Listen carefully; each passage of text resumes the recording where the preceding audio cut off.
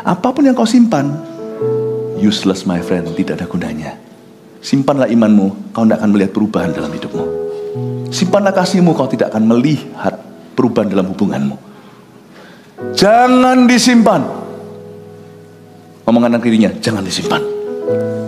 Kalau Anda belum subscribe di channel ini, segera, supaya Anda bisa mengikuti terus rema-rema dari Roh Kudus ya. Mari kita buka Markus pasal 7 ayat 31. Markus 7 ayat 31 sampai 37 saya baca dulu. Ini adalah Injil Markus yang mencatat, merekod salah satu mujizat dalam pelayanan Yesus. Siapa percaya Yesus tidak berubah dahulu, sekarang, selamanya? Berarti Yesus ada di sini, dia tetap bisa melakukan yang sama. Kasih tepuk tangan untuk Tuhan. Praise the Lord, thank you. Kemudian Yesus meninggalkan pula daerah Tirus dan dengan melalui Sidon pergi ke Danau Galilea di tengah-tengah daerah Dekapolis. Di situ orang membawa kepadanya seorang yang tuli dan yang gagap dan memohon kepadanya supaya ia meletakkan tangannya atas orang itu. Dan sesudah Yesus memisahkan dia dari orang banyak, sehingga mereka sendirian, ia memasukkan jarinya ke telinga orang itu. Lalu ia meludah dan meraba lidah orang itu. Kemudian sambil menengadah ke langit, Yesus menarik nafas dan berkata kepadanya, Efatah, artinya terbukalah. Maka terbukalah telinga orang itu, dan seketika itu terlepas pula lah pengikat lidahnya. Lalu ia berkata-kata dengan baik. Yesus berpesan kepada orang-orang yang ada di situ supaya jangan menceritakannya kepada siapapun juga. Tapi makin dilarangnya mereka, makin luas mereka memberitakannya. Mereka takjub dan tercengang dan berkata, ia menjadikan segala-galanya baik, yang tuli dijadikannya mendengar, yang bisu dijadikannya berkata-kata. Ada sebuah kejadian yang sangat unik.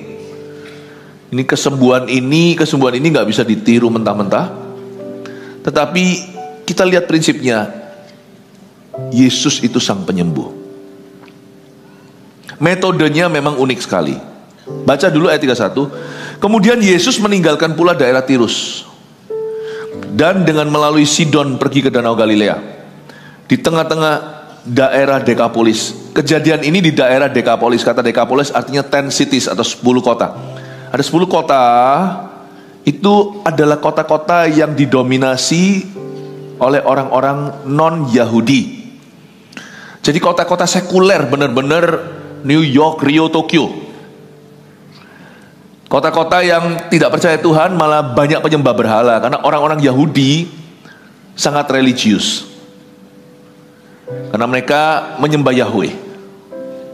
Sedangkan Dekapolis, bahkan ada peternakan babi. Sebuah kejadian dekat situ adalah adanya ribuan babi kesurupan itu loh. Ketika Yesus melepaskan seorang orang gila di daerah mereka yang suka keluyuran di kuburan.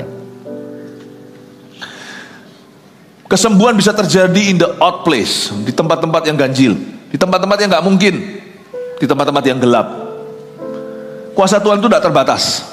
Tidak terbatas dengan berapa lama Anda sudah menderita, situasi yang mustahil sekelilingnya, atau bahkan orang-orang di sekitar Anda tidak mendukung Anda. Tuhan itu mendengarkan doa. Dan Tuhan itu bisa bekerja kapan saja dan di mana saja dan dengan cara apa saja. Yang pasti tidak akan pernah melanggar firman yang tertulis, yaitu Alkitab. Di situ ada seorang, ayat 32, membawa kepadanya seorang yang tuli dan yang gagap dan memohon kepadanya supaya ia meletakkan tangannya ke atas orang itu. Coba lihat ayat 32. Dalam ayat 32 ada dua orang sebenarnya, sama-sama kita tidak tahu namanya, tapi yang satu kita lebih perhatikan karena orang itu yang sembuh. Jangan pernah anggap orang-orang yang ada di dalam Alkitab ini semua hanya figuran, masing-masing punya peran. Kalau Anda baca di ayat 32, di situ orang membawa, ada satu orang bukan dua, someone, somebody. Di situ ada orang membawa kepada Yesus seorang yang tuli dan gagap. Inilah tempat doa syafaat. You can pray for somebody on behalf atau mewakili seseorang. Tuhan, doakan papa yang sedang sakit kanker stadium 2. Tuhan, doakan mama yang pendarahan dan lemas di rumah. Tuhan, doakan anakku yang leukemia. Tuhan, doakan tetangga saya orang ini bahkan mungkin bukan keluarga. Di situ ada orang yang peduli saja. Dia bawa orang itu secara fisik ke Yesus. Orang tuli dan gagap ini mungkin sudah gak punya teman. Gimana komunikasi? Tapi ada satu orang yang beriman. Bahkan sebelum dia percaya, iman itu sudah ada di dada orang yang membawanya. You know, you can have faith for someone else's healing. Anda bisa punya iman untuk kesembuhan orang lain, kesembuhan seseorang di hidupmu. Tapi Yesus itu luar biasa. Dia menyembuhkan dengan berbagai macam cara. Kali ini caranya cukup aneh. Coba kita lihat ayat 33. Dan sesudah Yesus memisahkan dia dari orang banyak, orang yang gagap dan tuli itu loh, sehingga mereka sendirian, ia memasukkan jarinya ke telinga orang itu. Masih oke lah ya, semoga orang itu bersih-bersih kuping. Kalau nggak keluarnya nanti kalau ada yang menyusul gitu loh. Cara ini kurang higienis. Tapi siapakah kita untuk menghakimi? Yesus tidak pernah kena kotoran. Kotoran kena dia jadi bersih. Kalau kita manusia bisa takut tertular.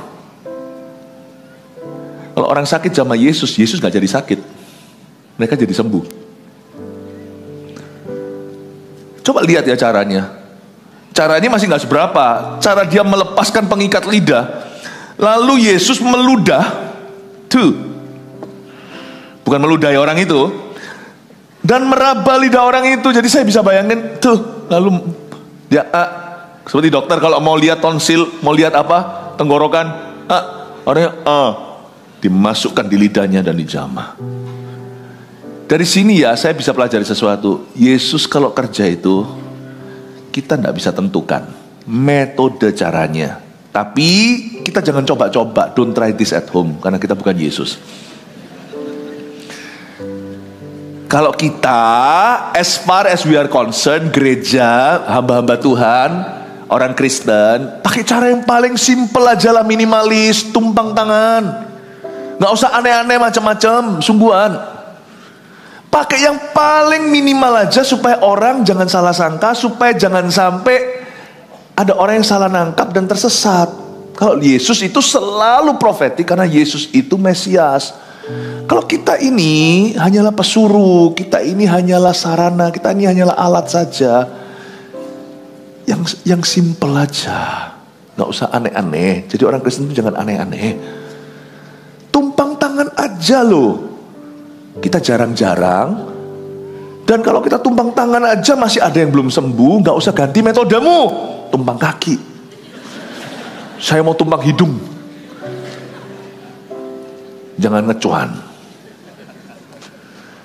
Tumpang tangan aja kita masih kadang-kadang tidak mendapatkan hasil yang kita dambakan. Terus tumpang tangan. Dengan setia nanti kita akan lihat kesembuhan semakin banyak dalam pelayanan kita. Ini dari sisi kita yang melayani ya, bukan sisi kita sebagai pasien dulu. Tumpang tangan.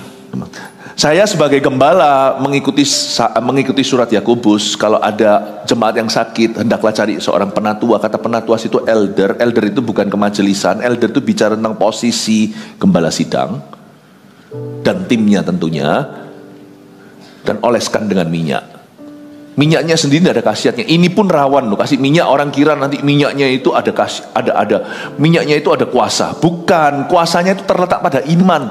Doa yang lahir dari iman menyembuhkan orang sakit itu bukan minyaknya, tapi minyak itu untuk mengingatkan kita bahwa kita perlu sengaja berdoa.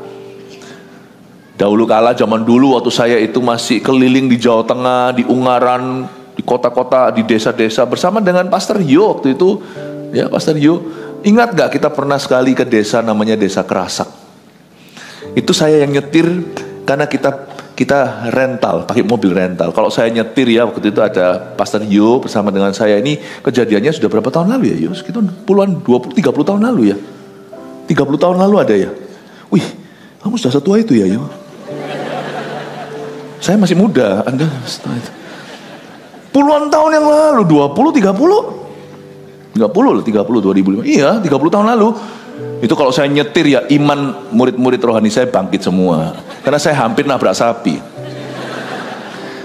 Karena dulu biasanya nyetir kiri kanan kan beda di Kanada Indonesia. Tuh saya nyetir, di situ juga ada beberapa orang lagi ikut. Wah, di desa Kerasak kita doakan bawa minyak. Saya itu selalu di dalam, saya selalu ada satu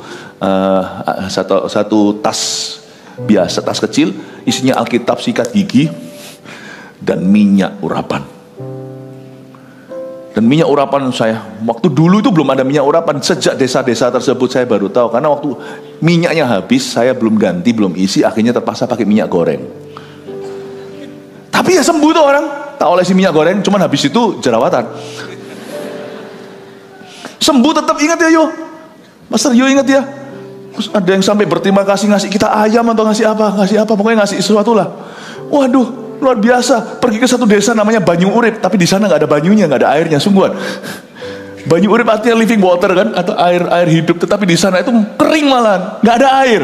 Wah, kita berdoa ke orang-orang di dusun-dusun, kita tumpang tangan doakan. Yang sakit disembuhkan oleh Tuhan, termasuk banyak kelepasan dari setan. Minyak itu kalau habis, saya jadi ingat untuk saya isi. Minyak itu demi kerajinan hamba Tuhan. Lu sudah doakan berapa banyak orang? Kok nggak turun-turun itu setelah setahun? Jarang-jarang ya doakan jemaat. Minyak itu tidak ada khasiatnya. Khasiatnya dalam kerajinan kita untuk terus beriman dan mengimani dan terus melayani. Doa yang lahir dari iman itu menyembuhkan orang sakit. Dan kalau ada dosa dalam dirinya, Tuhan akan mengampuninya. Paham Bapak Ibu Saudara? Kalau kita yang simple aja, yang minimalis, tumpang tangan dalam nama Yesus. Jangan cari sensasi, pakai ini itu. Saya tahu kalau kita diurapi mau pakai cara yang sensasional juga terjadi kesembuhan. Musa loh pakai cara yang salah. Tuhan suruh dia pakai kata-kata, dia main pukul segala. Itu tetap keluar loh dari gunung batu. Keluar airnya, tapi Tuhan marah sama dia. Apa-apaan kamu, kenapa tidak menghormati hadiratku? Membuat orang jadi salah sangka tentang aku. Oke? Tapi kalau Yesus beda. Karena Yesus itu adalah Allah. Dia menunjukkan sesuatu dari cerita ini yang saya ingin kupas pada Anda. Kenapa dia begitu? Intinya kenapa Yesus pakai metode ini? Nggak tahu.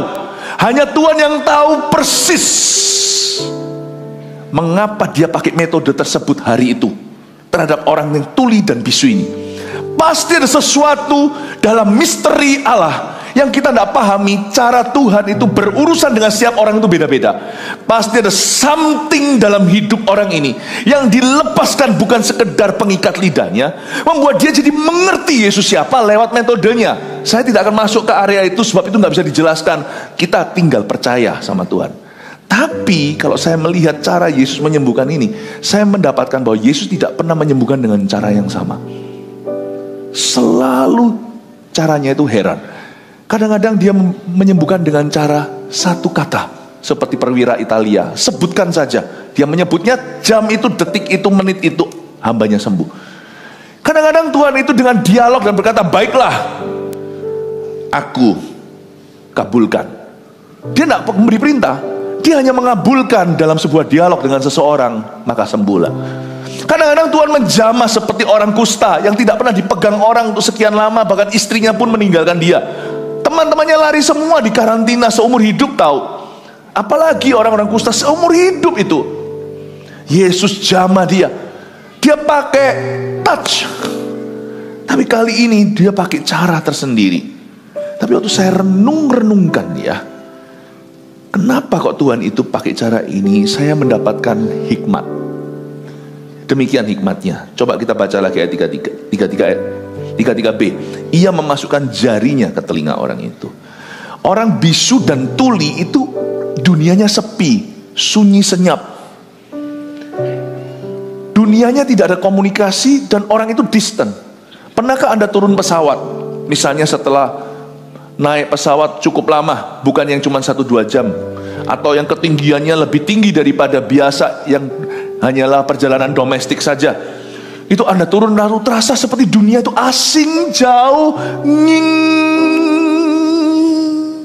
terus Anda begini-begini untuk buat plong tuh kuping, tapi belum bisa. Anda merasa seperti jauh. Orang ini sudah sekian lama tuli, kemungkinan dari lahir apalagi. Waktu Yesus memasukkan jarinya ke telinga, bukan korek kuping. Dia masuk menembus kesunyian orang itu. Yesus itu personal. Ini hikmat yang saya dapat. Ketika dia masuk, coba bayangkan, gak usah sekarang ya. Tapi kalau Anda masukkan jari Anda ke kuping, kan rasa tiba-tiba kayak keras itu suaranya. Tiba-tiba Yesus invaded his silent world. Karena Yesus tidak bisa bicara dengan suara, dan itu tidak bisa masuk. Jarinya bisa masuk. Sekalipun kuping tidak bisa dengar, dia keras, dia merasakan gerakan itu, dia merasakan sesuatu menembus dunianya yang silent night itu, sunyi senyap.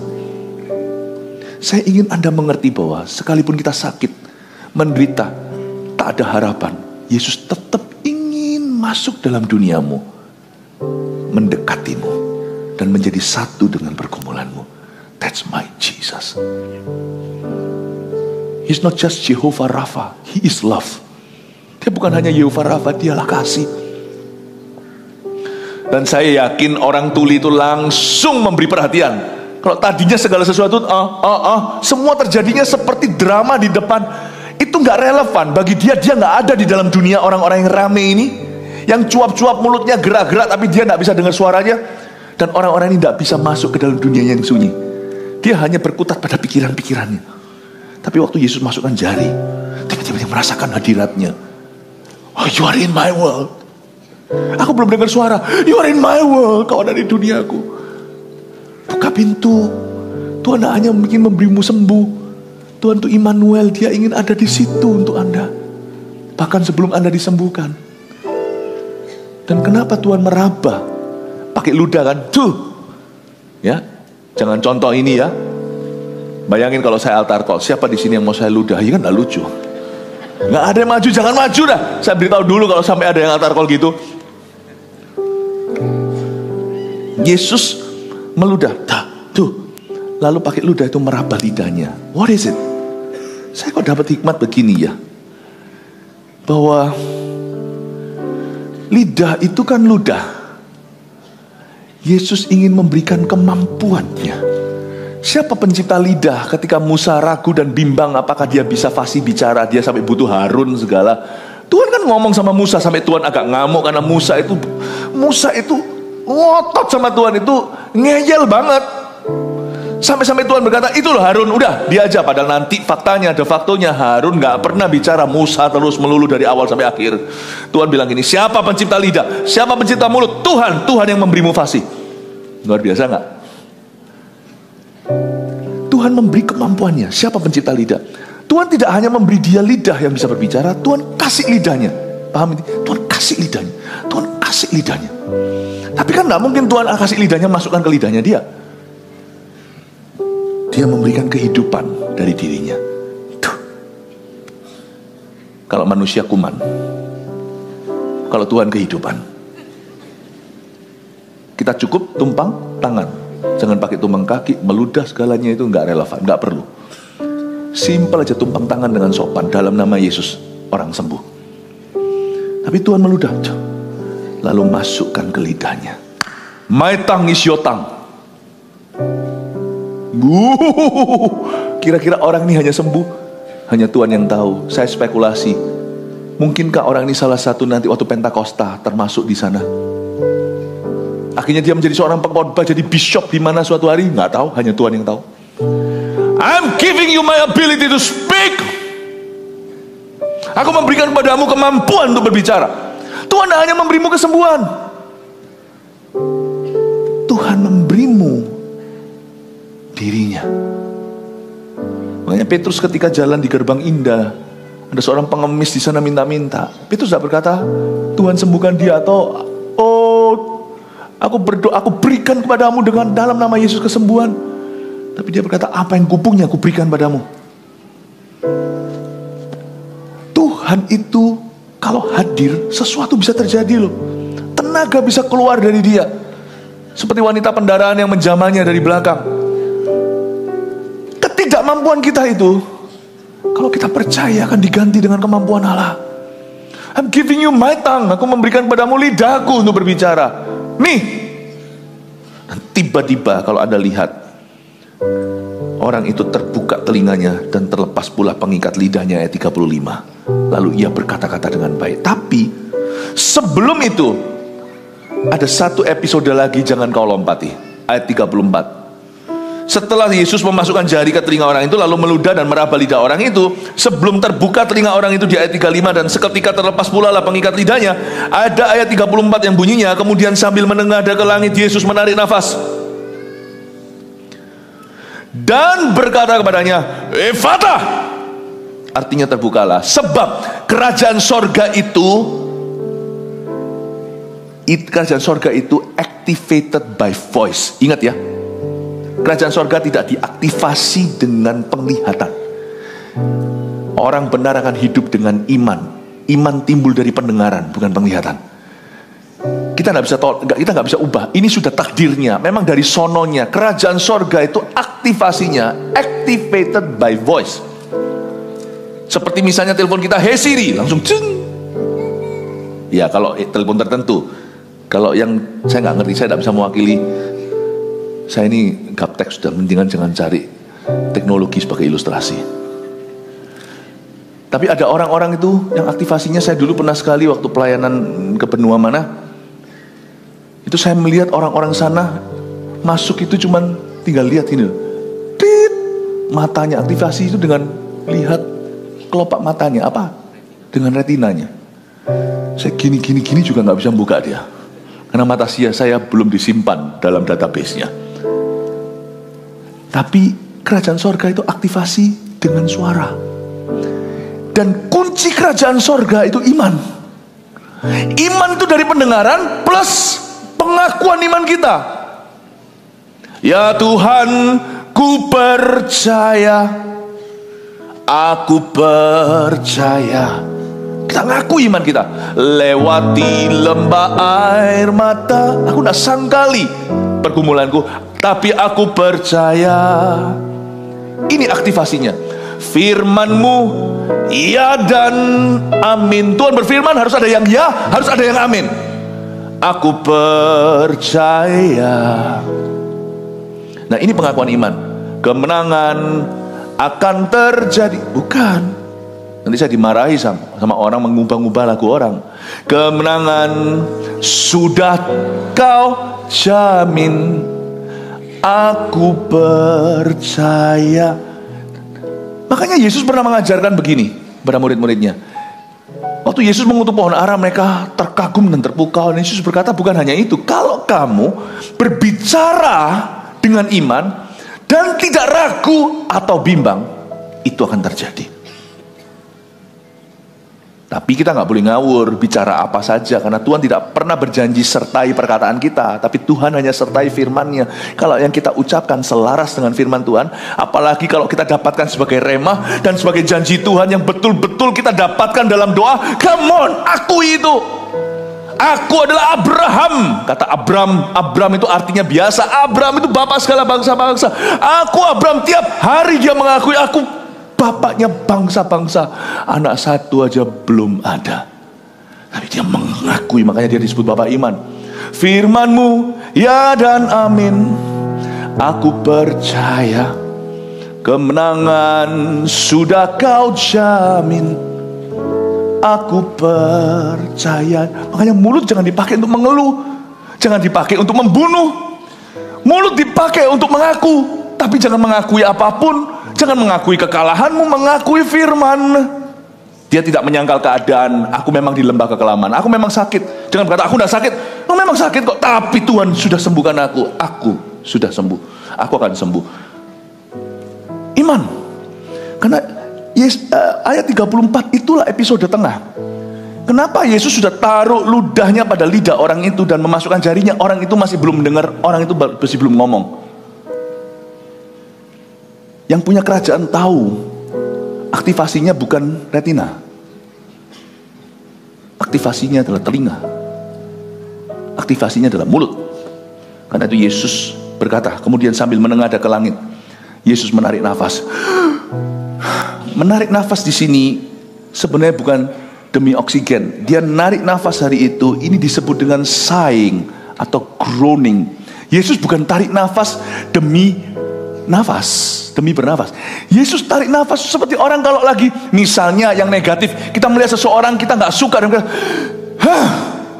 orang ini menyebalkan, itu bukan tarik nafas atau buang nafas, itu keluh kesah. Misalnya orang sebelahnya rame melulu, ini mau dengar khotbah nggak bisa, Anda bisa lihat. Nggak apa-apa, suami istri yang selama ini simpen kepedihannya ya kan, lebih baik dalam hadirat Allah dilampiaskan daripada nanti di rumah gegeran. Lihat kanan kirinya kalau suami istri, aku cinta deh bersama kamu gitu ya. Tarik nafas juga bisa karena kasihan.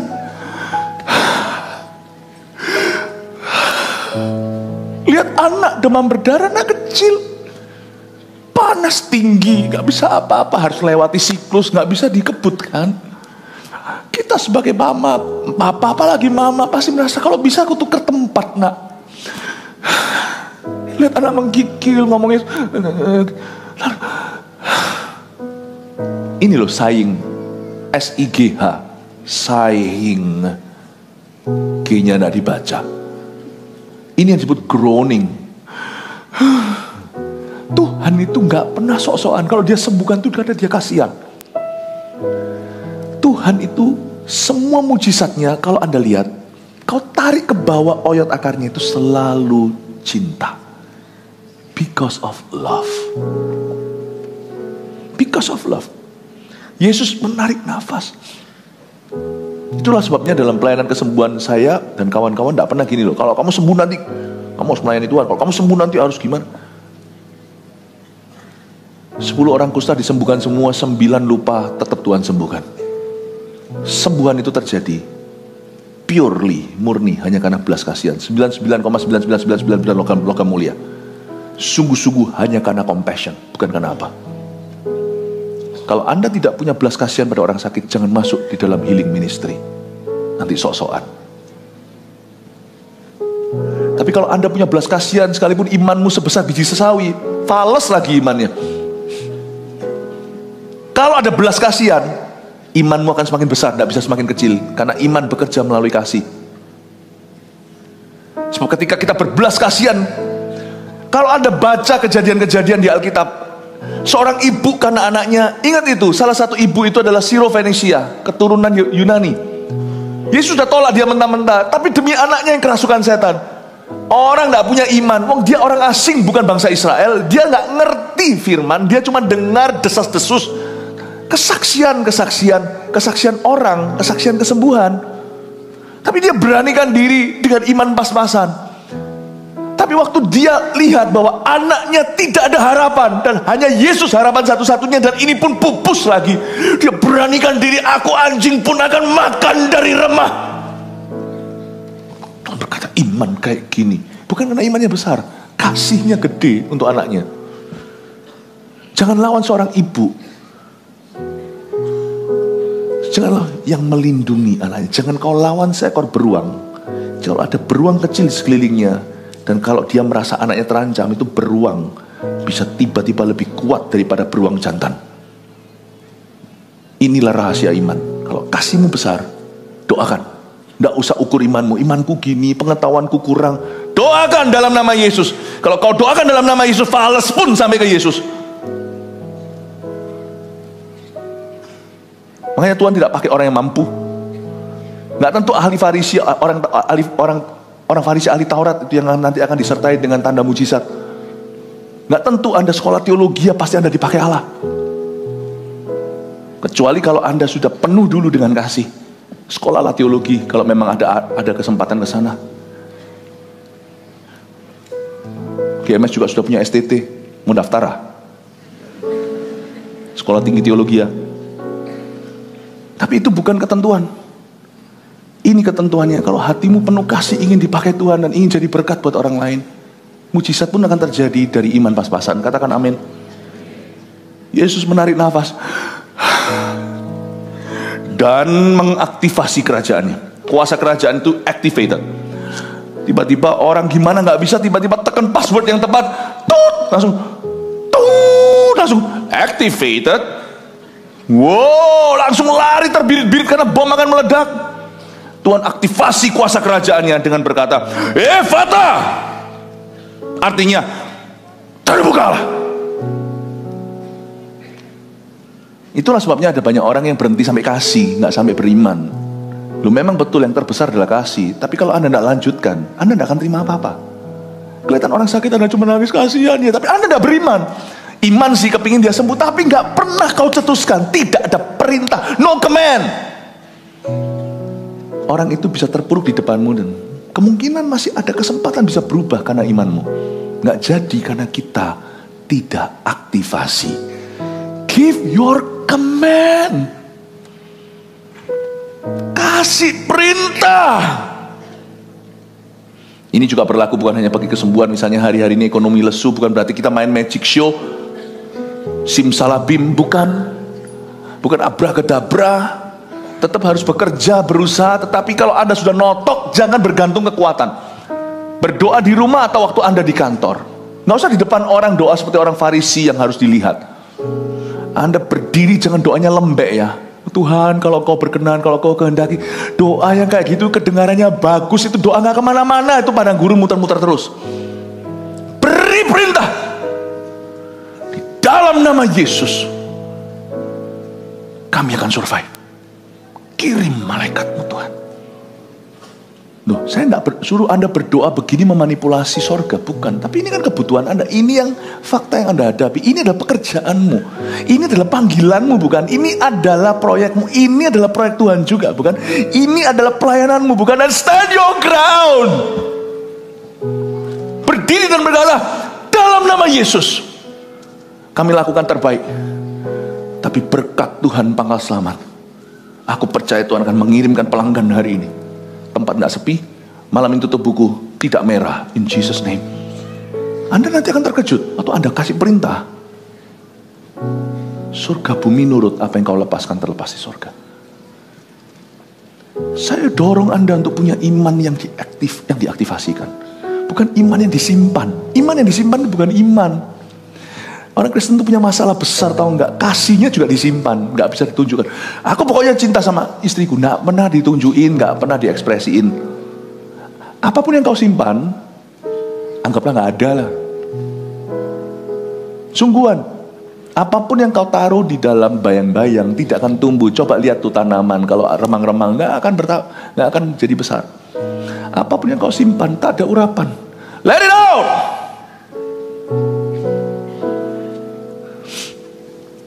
Aktivasi dengan kata-kata.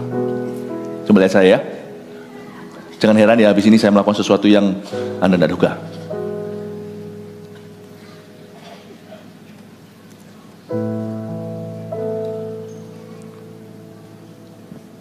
Itu yang streaming juga ya, lihat saya. Amin? Amin apa? Tahukah Anda selama tadi 1 menit itu memang agak sedikit jadi krik kan? Loh, saya sedang berkhotbah loh tadi. Anda tidak dengar? Cuma saya tidak keluarkan. Sayang tadi 1 menit itu ada pewahyuan yang luar biasa dari Tuhan barusan ini. Cuman semua perenungan dan semua itu saya rasakan, cuma saya tidak keluarkan. Berguna enggak buat Anda? 1 menit tadi itu loh, saya tadi barusan bicara sesuatu yang bisa jadi kunci loh, kunci kemenanganmu. Tapi percuma, karena saya tidak keluarkan. Kalau saya diam aja sampai akhir khotbah, kita merasakan hadirat Allah karena kita berada di rumahnya, tapi kita pulang nggak akan dapat apa-apa. Karena dengan saya menabur, dengan saya berkhotbah dari firman, saya menaburkan firman itu ke dalam hatimu, dalam hidupmu. Apapun yang kau simpan, useless my friend, tidak ada gunanya. Simpanlah imanmu, kau tidak akan melihat perubahan dalam hidupmu. Simpanlah kasihmu, kau tidak akan melihat perubahan dalam hubunganmu. Jangan disimpan. Omongan kirinya, jangan disimpan. Haleluya, kasih tepuk tangan untuk Tuhan. Ephata, terbukalah dan terbukalah sungguhan. Maka terbukalah telinga orang itu, dan seketika itu terlepas pula lah pengikat lidahnya. Lalu ia berkata-kata dengan baik. Yesus berpesan kepada orang-orang yang ada di situ supaya jangan menceritakannya kepada siapapun juga, tapi makin dilarangnya mereka, makin luas mereka memberitakannya. Mereka takjub. Ini ayat 36 ini sebenarnya tidak bagus ya. Kok banyak ya, di dalam beberapa kejadian Yesus setelah menyembuhkan, orang-orang itu ditegasin sama Tuhan jangan ngomong-ngomong. Itu bukan berarti Tuhan tidak mau mereka kesaksian, cuman Tuhan tidak mau mereka itu dimanfaatkan. Paham ya? Misalnya orang kusta itu tadi waktu sembuh langsung disuruh ke imam dulu, karena imam itu semi dokter, dan imam itu juga kembalilah ke gembala sidang, ke keluargamu dulu, ke doktermu dulu waktu disembuhkan, karena dokter nanti akan memberimu verifikasi, memberimu surat sembuh, dan juga pergi ke gembalamu. Enggak, orang itu malah keliling dan pakai kesembuhannya itu untuk cari untung dan cari spotlight untuk dirinya, atau cari ketenaran. Apalagi di zaman sekarang sosial media itu sangat gampang terjadi. Ini yang saya sebut dengan celebrity trap atau jebakan selebriti. Baik orang yang percaya pindah dari kepercayaan tertentu, dia masih baby rohani loh, dicegein dulu harusnya kayak gitu kalau di gereja kita. Dimuridkan dulu. Kesaksian boleh, tapi di kelompok-kelompok kecil. Makanya itu nanti setelah kita doa hari ini bergandengan tangan, kalau terjadi kesembuhan, bukan kalau, pasti terjadi kesembuhan di antara Anda, katakan amin. Nah ini yang bisa aminkan, karena saya tidak khotbah di dalam diri, saya khotbahkan. Saya minta Anda nanti saksikan di CG-CG Anda. Kalau Anda belum bergabung dengan cell group atau connect group, bergabunglah segera. Nanti Anda akan dengar minggu-minggu ini banyak kesaksian kesembuhan apalagi. Seperti di saat teduh bersama saya bacakan, tapi yang ini nanti in person, secara langsung Anda akan dengarkan dari orang-orang yang dijamah di dalam CG-CG di GMS. Ada ribuan CG kita di mana-mana. Pastikan Anda tidak kelewatan. Tapi orang-orang ini enggak, malah keliling, malah dijadikan show. Salah, baik itu orang yang bertobat dari kepercayaan-kepercayaan tertentu maupun orang-orang yang sembuh atau enggak gitu caranya. Yesus berkata, kamu jangan keliling. Ini kesalahan gereja di zaman modern. Gereja kita punya filosofi yang berbeda. Kita akan tetap setia pada filsafat itu. Kita akan tetap percaya pada prinsip, bukan hanya filsafat, tapi pada prinsip itu bahwa seseorang harus dimuridkan. Hidupnya akan terus jadi kesaksian, bukan cuma sekali dapat sesuatu yang dahsyat lalu habis itu justru berujung hanya memanfaatkan hal itu. Jangan gampang-gampang ya terbawa arus. Wah, ada kesaksian ini, kesaksian itu. Yang penting itu orang terus bertumbuh. Kesaksian-kesaksian baru daripada kesaksian jadul, kesaksian lama, tetapi habis itu berikut-berikutnya orangnya berubah. Yesus berpesan pada orang-orang itu, jangan cerita-cerita, malah cerita-cerita.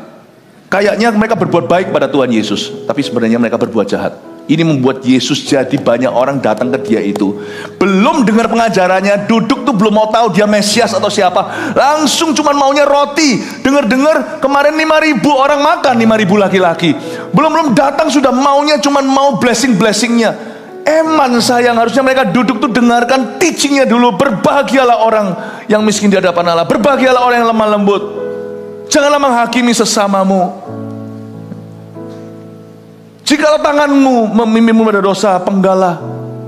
Dan Tuhan juga berkata, biarkan ibadahmu sempurna. Harusnya dengar dulu pengajarannya. Tapi gara-gara itu jadi orang salah paham. Belum dengar siapa Yesus, akhirnya hati mereka terburu-buru. Sayang, jangan ikut-ikutan yang gitu-gitu. Gereja kita berdiri, kita ini akan tumbuh dengan simple. Gereja kita tidak perlu sensasional. When you come to church, it's only for the presence and for the word. Hanya untuk hadirat Allah, hanya untuk firman Tuhan yang dapat dipertanggungjawabkan, dan hanya untuk fellowship yang dilanjutkan ke dalam CG, dalam persekutuan tubuh Kristus yang sejati, yang sungguh-sungguh terjadi. Bukan basa-basi, hello, bye-bye sudah. Saya harap Anda mengerti dan bertumbuh. Kesembuhan akan terus terjadi di antara orang-orang yang komitmen begini. Healings and miracles tidak akan pernah berhenti. Karena itu bukan jadi intisari kita. Mereka takjub dan tercengang dan berkata, ia menjadikan segala-galanya baik. Yang tuli dijadikannya mendengar, yang bisu dijadikannya berkata-kata. 1 Petrus 4 ayat 7. Kesudahan segala sesuatu sudah dekat. Karena itu, kuasailah dirimu dan jadilah tenang, supaya kamu dapat berdoa. Saudara yang terkasih, terima kasih telah mendengarkan firman Tuhan hari ini. Jangan lupa untuk dukung terus channel ini dengan cara subscribe, like, share, dan juga komen, agar saudara kita yang lain juga boleh terberkati. Tuhan Yesus memberkati kita.